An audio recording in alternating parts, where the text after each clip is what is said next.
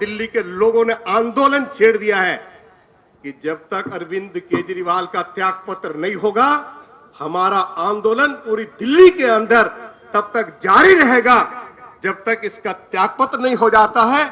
और जहां सत्येंद्र जैन को भेजा गया है और जहां मनीष सिसोदिया को भेजा गया है, जब तक दिल्ली के मुख्यमंत्री अरविंद केजरीवाल को वहीं नहीं भेज दिया जाएगा, हमारे कदम रुकने वाले नहीं हैं। आज हम हनुमान मंदिर के प्रांगण में इस बात की सौगंध लेते हैं। 2 मिनट में शराब घोटाले के बारे में आपको जानकारी देना चाहता हूं। जब दिल्ली विधानसभा के अंदर ये नई शराब नीति लाई गई तो दिल्ली के मुख्यमंत्री ने दिल्ली विधानसभा में कहा कि जो पुरानी शराब नीति है, उस पुरानी शराब नीति के चलते दिल्ली में लगभग 20,000 करोड़ रुपए की शराब हर साल बेची जाती है और दिल्ली सरकार को 6,000 करोड़ रुपए की आय हर साल होती है। अरविंद केजरीवाल ने कहा कि हम ऐसी नई शराब नीति लाए हैं कि दिल्ली सरकार की आय बढ़कर 10,000 करोड़ रुपया हो जाएगी। उन्होंने ये भी कहा कि हमारे युवाओं को, महिलाओं को शराब के ठेकों से शराब आसानी से सुलभ हो सकेगी। उन्होंने ये भी कहा कि जिन रिहायशी क्षेत्रों में शराब के ठेके नहीं खोले जा सके, दिल्ली के उन सभी रिहायशी क्षेत्रों में हम लगभग 850 नए शराब के ठेके खोलेंगे। दिल्ली के अंदर जितने बैंक्वेट हॉल हैं उनको भी शराब बेचने का लाइसेंस देंगे, 24 घंटे वो शराब बेच सकेंगे। तो दिल्ली विधानसभा में जब मुझे नई शराब नीति पर बोलने का अवसर मिला, वो रिकॉर्ड पर है, कुछ लोगों ने मेरे भाषण को सुना होगा। तो मैंने उस समय भी दिल्ली के चीफ मिनिस्टर और डिप्टी चीफ मिनिस्टर से हाथ जोड़ के आग्रह किया था कि इस नई शराब नीति को वापस ले लीजिए, दिल्ली को शराब की नगरी मत बनाइए, शराब के ठेकेदारों को ठेके देकर दिल्ली को मत लूटिए। आखिर नई शराब नीति क्या थी? दिल्ली में नई शराब नीति लागू होने से पहले जो शराब बेची जाती थी, शराब के ठेकेदार को शराब बेचने पर 2% कमीशन मिलता था। अरविंद केजरीवाल ने वह कमीशन सीधे सीधे 2% से बढ़ाकर 12% कर दिया और दिल्ली के शराब ठेकेदारों की जेब में सीधे सीधे 2,000 करोड़ रुपया डाल दिया। पहले 400 करोड़ रुपए की आय होती थी शराब के ठेकेदारों को, नई शराब नीति से उनकी आय बढ़कर 2,400 करोड़ रुपया हो गई और शराब के ठेकेदारों के साथ यह समझौता हुआ कि जो हमने आपका कमीशन 2% से 12% किया है, आधा पैसा तुम्हारी जेब में जाएगा, आधा पैसा अरविंद केजरीवाल की जेब में जाएगा। और जब शराब के ठेकेदारों की गिरफ्तारी हुई तो उन्होंने कहा है कि 6% हमारी जेब में गया और 6% हमने अरविंद केजरीवाल को उपलब्ध कराया। तो लगभग ये 6,000 करोड़ रुपए का घोटाला है।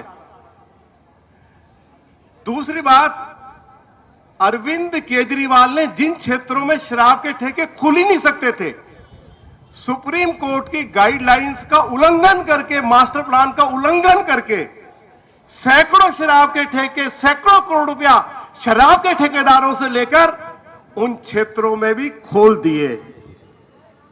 हमने विधानसभा के अंदर कहा था अरविंद केजरीवाल की आंख में आंख डालकर कि अरविंद केजरीवाल, हम रिहायशी क्षेत्रों में शराब के ठेके नहीं खुलने देंगे, हम दिल्ली को नहीं लूटने देंगे और हम भगवान राम की सौगंध खाते हैं, यदि हम अपने मिशन में, हम अपने आंदोलन में अगर सफल नहीं हो पाए तो हम विधानसभा की मेंबरी से, लीडर अपोजिशन के पद से इस्तीफा देकर, राजनीति से त्यागपत्र देकर अपने घर चले जाएंगे। विधानसभा के अंदर हमने कहा।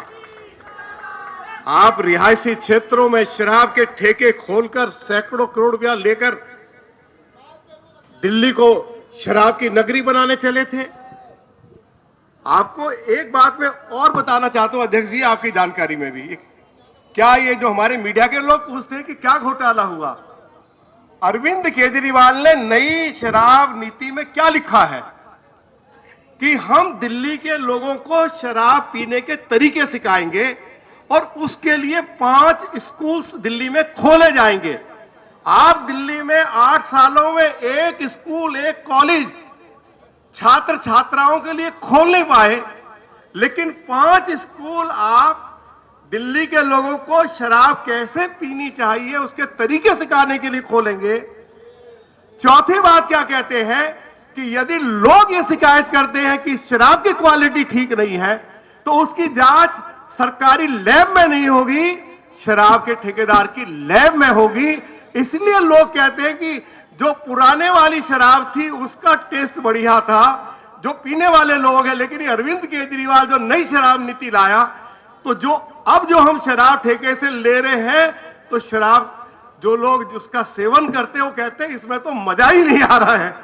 तो अगर शराब नकली बेची जा रही है और उसकी शिकायत होगी तो सरकार की लैब में उसकी जांच नहीं होगी, शराब के ठेकेदार उसकी जांच करके बताएंगे कि ये असली है नकली। तो कोई शराब का ठेकेदार ये कहेगा कि ये नकली है। एक और कितनी मजेदार बात है, दिल्ली में पहले 21 दिन साल में शराब के ठेके बंद रहते थे, जिसको हम कहते हैं ड्राई डेज। शराब की बिक्री ज्यादा हो उसकी संख्या घटाकर 3 कर दी। शराब की बिक्री ज्यादा हो, अभी 20,000 करोड़ रुपए की शराब बेची जा रही थी, अरविंद केजरीवाल ने कहा कि 30,000 करोड़ रुपए की हमने दिल्ली के अंदर शराब बेचनी है। तो इन्होंने शराब बेचने का समय जो रात को 10 बजे तक होता है, दिल्ली पुलिस के अधिकारियां खड़े हुए हैं, उनसे परमिशन लिए बगैर, उनसे एनओसी लिए बगैर वह समय रात को 10 बजे से बढ़ाकर प्रातः 3 बजे तक कर दिया। तो यह भी कानून कायदे का उल्लंघन था। मास्टर प्लान, सुप्रीम कोर्ट की गाइडलाइंस, जिन रिहायशी क्षेत्रों में शराब के ठेके नहीं खोल सकते वहां खोल दिए गए, यह भी कानून कायदे का उल्लंघन था। अब मैं अपनी बात को समाप्त कर रहा हूं। अरविंद केजरीवाल जिस शराब नीति के बारे में ये कह रहे थे वर्ल्ड क्लास शराब नीति है, हम कह रहे थे इसको वापस लो।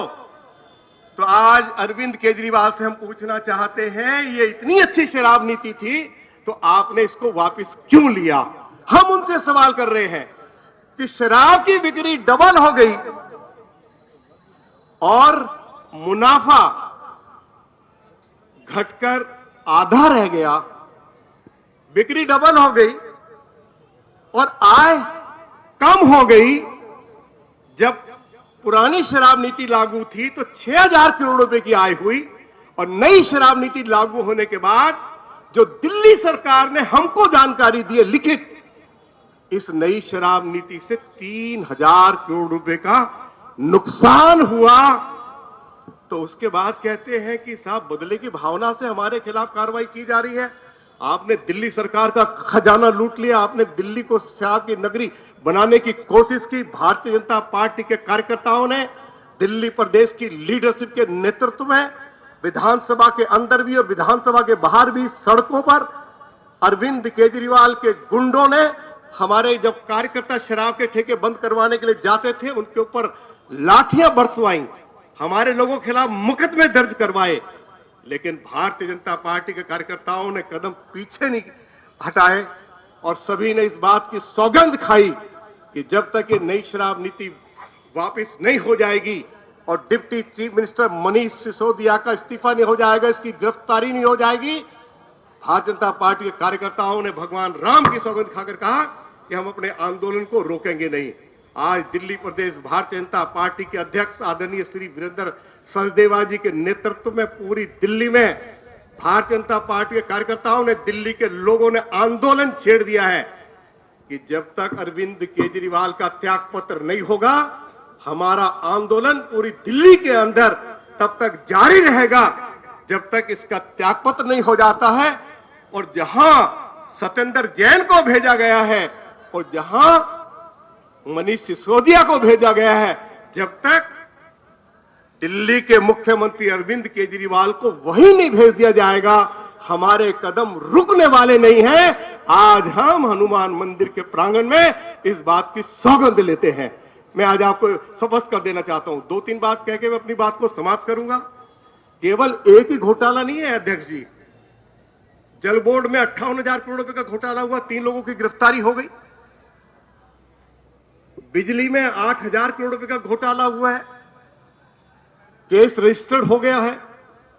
दिल्ली सरकार के स्कूल्स में जो कच्चे रूम्स बनाए जा रहे हैं, पीडब्ल्यूडी सीपीडब्ल्यूडी ने अपनी रिपोर्ट में कहा कि 8 लाख रुपए से ज्यादा एक कमरे के बनाने पर खर्चा नहीं होना चाहिए, और अरविंद केजरीवाल की सरकार ने 33 लाख रुपया एक छोटा सा शौचालय बनाने के ऊपर 33 लाख रुपया खर्च किया। सेंट्रल विजिलेंस कमीशन, जो सबसे बड़ी देश की जो एजेंसी है जो ये देखती है कि कोई भ्रष्टाचार हुआ या नहीं हुआ है, तो सेंट्रल विजिलेंस कमीशन ने कहा कि अरविंद केजरीवाल की सरकार ने सैकड़ों करोड़ रुपए का घोटाला किया है। अरे दिल्ली के अंदर लाखों कंस्ट्रक्शन वर्कर्स हैं, 4,000 करोड़ रुपया उनके हिस्से का जो दिल्ली सरकार के खजाने में जमा था, अरविंद केजरीवाल ने कंस्ट्रक्शन वर्कर्स को तो एक पाई पैसा नहीं दिया, लगभग 13 लाख इनकी पार्टी के कार्यकर्ता और इनके रिश्तेदारों के नाम रजिस्ट्रेशन करके वो 3,000 करोड़ से लेकर 4,000 करोड़ रुपया आम आदमी पार्टी के कार्यकर्ताओं की जेब में डाल दिया। जल्दी उस मामले में भी एफआईआर होने वाली है और सरकार का कोई ना कोई मंत्री कंस्ट्रक्शन वर्कर्स के साथ जो इन्होंने धोखा किया है, उनके हिस्से का पैसा भी इन्होंने अपने पार्टी के कार्यकर्ताओं की से उस पैसे से जेबें भर दी, तो वो कार्रवाई भी अभी होनी बाकी है। अनेक घोटाले अरविंद केजरीवाल की सरकार ने किए हैं। मैं अंत में यही कहते हुए कि अरविंद केजरीवाल 8 सालों में आप कोई स्कूल, कोई हॉस्पिटल, कोई डिस्पेंसरी, कोई नया कम्युनिटी सेंटर, कोई बड़ा कोई पार्क, कोई स्टेडियम आप बना नहीं पाए, कोई आप फ्लाईओवर नहीं बना पाए, कोई आप दिल्ली के अंदर स्कूल और कॉलेज नहीं खोल पाए, लेकिन आपने दिल्ली को इन 8 सालों में लूटा है। आज दिल्ली की हालत बहुत खराब है। दिल्ली दुनिया का सबसे ज्यादा प्रदूषित शहर आपने बना दिया। सरकारी अस्पतालों की हालत यह है कि सुप्रीम कोर्ट को यह कहना पड़ा कि अरविंद केजरीवाल, तुम्हारे अस्पतालों की हालत बूचड़ खाने से भी ज्यादा खराब है। गरीब आदमी के लिए जो मोदी जी की सरकार राशन भेज रही है, वो आज राशन गरीब तक पहुंच नहीं पा रहा है। दिल्ली की सड़कें टूटी पड़ी हैं। दिल्ली में गरीब लोग हो, चाहे मध्यम वर्ग के लोग हो, चाहे अमीर लोग हो, जल बोर्ड जो उनको पीने का पानी उपलब्ध करा रहा है, जल बोर्ड ने जो सैंपल उठाए हैं 365 सैंपल फेल हो गए और रिपोर्ट आ गई है कि जो पानी जल बोर्ड दिल्ली के लोगों को पीने के लिए उपलब्ध करा रहा है वह दूषित है। उसको पीकर लोगों के पेट खराब हो रहे, किडनी और लीवर खराब हो रहे हैं। तो इस तरह का पीने का पानी अरविंद केजरीवाल की सरकार के द्वारा दिल्ली के लोगों को उपलब्ध कराया जा रहा है। हम अंत में दिल्ली प्रदेश भारतीय जनता पार्टी के अध्यक्ष आदरणीय श्री वीरेंद्र सचदेवा जी की एबल लीडरशिप में हम दिल्ली के मुख्यमंत्री अरविंद केजरीवाल से आज इस स्थान पर उनका त्यागपत्र मांगने के लिए एकत्रित हुए हैं। पहले त्यागपत्र होगा और उसके बाद गिरफ्तारी होगी। इसी मांग को लेकर आज हम बड़ी संख्या में यहाँ एकत्रित हुए हैं। मैं सभी कार्यकर्ता साथियों को इस शानदार कार्यक्रम के लिए अपनी ओर से बहुत बहुत बधाई और शुभकामनाएं देना चाहता हूं और आदरणीय अध्यक्ष श्री वीरेंद्र सचदेवा जी की लीडरशिप में दिल्ली के ये दुनिया का जो सबसे भ्रष्ट मुख्यमंत्री है, इसका इस्तीफा भी होगा और इसकी गिरफ्तारी भी होगी। इसकी जगह दिल्ली सेक्रेटेरिएट में नहीं होगी, इसकी जगह दिल्ली विधानसभा के अंदर नहीं होगी, इस व्यक्ति की जगह तिहाड़ जेल में होगी। हमने यही बात हमने मनीष सिसोदिया के बारे में कही थी, यही सत्येंद्र जैन के बारे में कही थी और आज दिल्ली प्रदेश भारतीय जनता पार्टी के सम्मानित अध्यक्ष की उपस्थिति में भारतीय जनता पार्टी के कार्यकर्ता आज ये सौगंध उठा रहे हैं कि अरविंद केजरीवाल तुझे जेल भिजवाकर हम अपने घर आराम से हम चैन की सांस लेंगे। बहुत बहुत धन्यवाद।